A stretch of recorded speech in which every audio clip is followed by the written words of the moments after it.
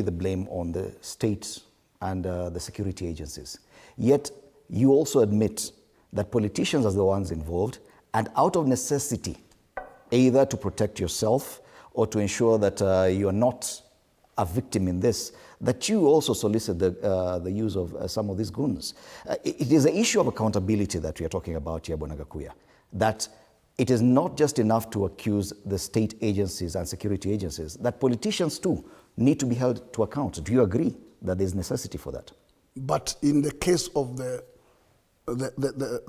example he has just indicated on the demonstrations of agencies, he wants to put facts that I was a suspect here. But I was a suspect from the side of the government. But did the government give any facts? Did they give any facts? Because you can be accused with the facts. Where were the facts? Did the government put any list of facts? Yes, because that was just witch hunt. And a witch hunt is well known from the government sources.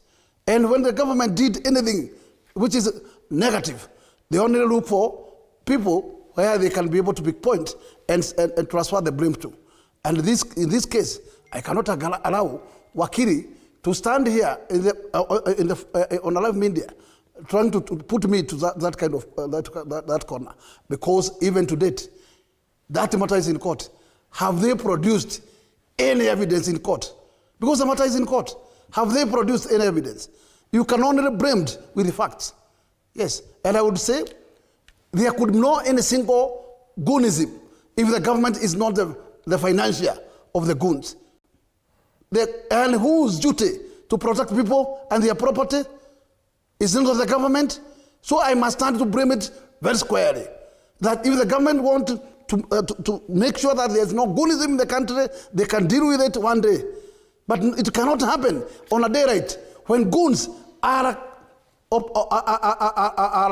one, mugging people in town on a day right, using goons, using mattocks, using what we call bars and everything, in the presence of police.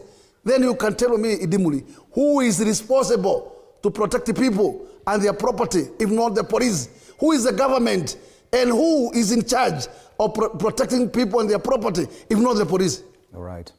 Yes, the issue of violence in electoral processes is what you're talking about. The president yesterday directed the IG of police, and which I find very curious, that the IG of police has to be directed by the president. The president